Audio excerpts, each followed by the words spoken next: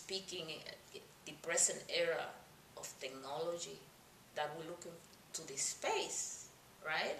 No longer to be bottom to below to the land, but we look into the space. Oh, okay. Satellites are on top, and we selling technology is almost intangible. We're just utilizing that kind of energy, right? And so it's becoming more out of sight, as I say, for the people to understand that still continue to be natural resources, and they are how they have the right to monopolize the air, how they have, you understand what I'm saying? So it's very tricky, but it's not difficult to restart and to reconnect.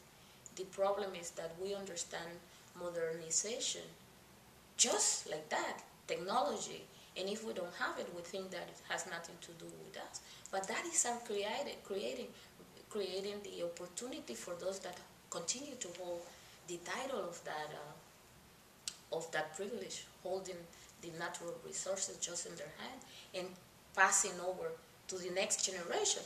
The greatest family in the United States, they don't have the originators of that wealth no longer in existence, but their family receive that privilege, is passed on to them. They inherit that privilege. And of course they have their life secure, because having solo or the unique privilege attached to them by a private title of ownership, nobody can take advantage of that. Connected to this is another misconception, is that this big corporation creates jobs. And if we listen to the news, we will hear about those debates. Oh no, we cannot tax corporation because those are the ones creating the jobs. But now we have to talk about jobs. What are jobs? So we have to figure it out. What is that definition of jobs? Jobs is the opportunity to execute an action that will grant you a retribution for your survival, for later on with that retribution, meaning money or meaning whatever you produce, which is in the beginning was that way. People go to the sea to catch whales, and they didn't receive money. They received the skin or parts of the whales as their retribution. They go and but mine salt, and salt were their own salary. As a matter of fact, that was the meaning of the word salary, that now we understood that as a wage, is what portion of what you have produced that correspond to you, and then you will have to exchange that. You see, commercial activity is a human activity. That is the most important action of productivity. So all of this, what I'm speaking about, is about understanding in the natural way of Henry George's principle, that he did not spoke about nothing mysterious. He spoke about the natural connection, the natural order of how humanity is connected to the land, or to the planet, to the earth. The earth is our mother, because furnish everything that human being with their intelligence, with the capacity of reasoning, questioning, in other words, how this phenomenon had to come to happen. It's in that process that humans are very superior out of other species in the world, in the planet. They are the only one that can be called producers. Even though with this, there is those debate, oh, animals have rights. Of course, right? They are part of this planet. And but humans are the only ones that can modify their own environment.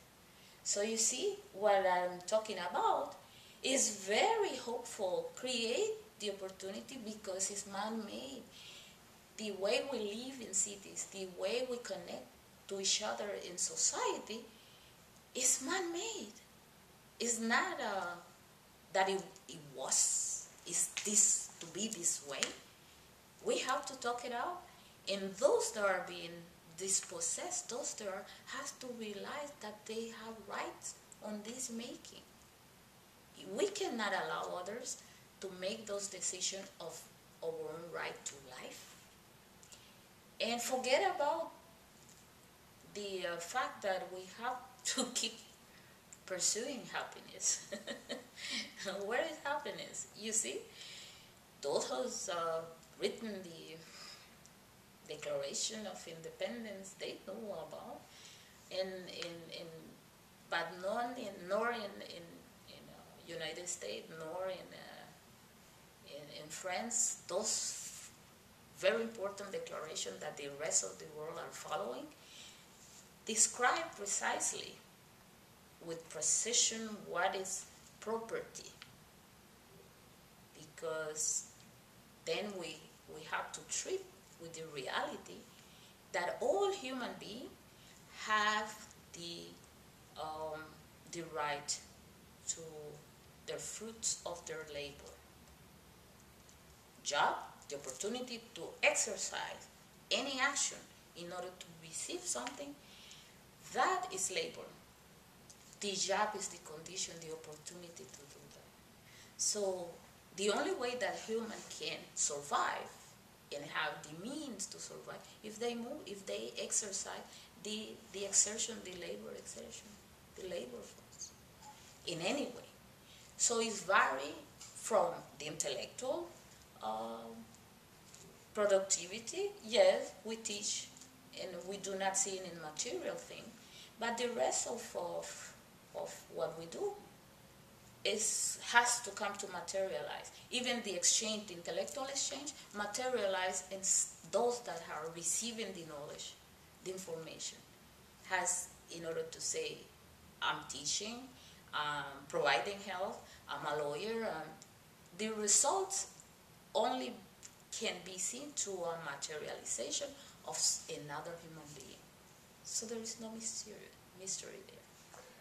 I think this has been really powerful. One of the things I want to make sure you get to early on, because I think this is what a lot of folks want to really try to wrap their heads around, is given this context and given this reality and given this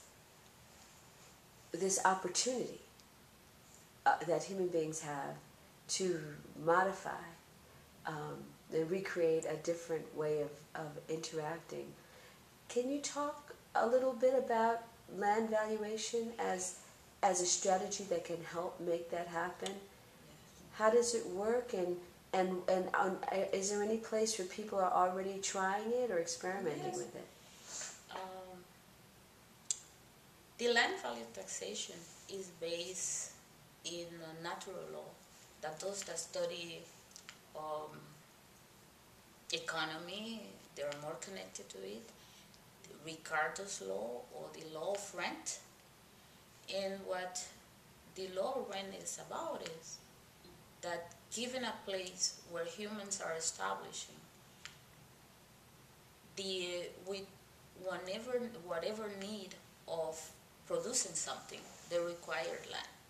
So they start from a central part and they start spreading out of the center of that beginning.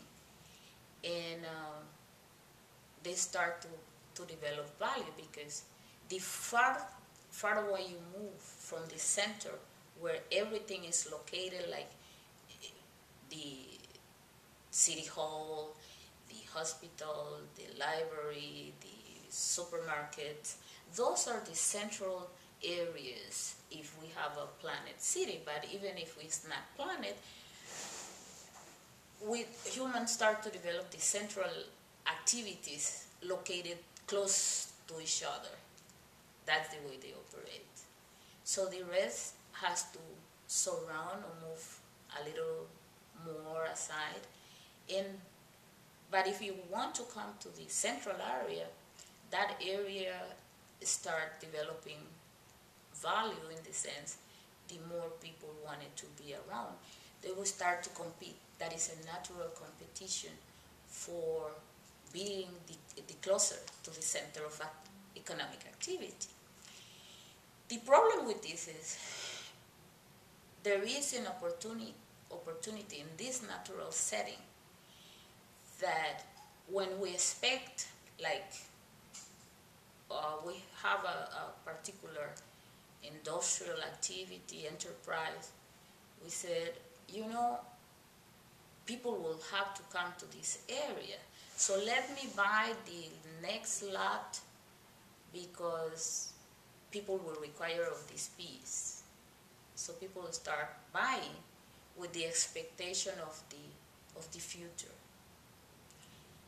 And with that is making the production, the natural production like agricultural center, have to move a little further, far away, while this land that is being held idle, now being purchased and held idle, is sitting there. Just because that one that has the great idea say, you know, they will require of this piece, let me buy it. Because it's private ownership, I could expect that I keep it. They're gonna pay me what I asked for. So that is the commercial rent of the land. That's the way it is created. And saying that, on the other side, we start creating the speculative part of the economic process. So because keeping it, I will wait. Who is going to offer more? So as you see, this land is going to create and produce a retribution that is not based in the productivity or fertility or whatever it is, but in the opportunity, the speculative part. And that is the essence of this economic policy we live in. This is the root of the crisis that we live in. And that's create that value. And that is inevitable in the sense that people will compete always to have the best location. So location start to have this value, but the only way to avoid the speculative part is to tax that land. Meaning that if you have a heavy tax on that property sitting there doing nothing, the owner will have to pay to the community, and if it's not being utilized, there is only two options: or you give it in or you develop it.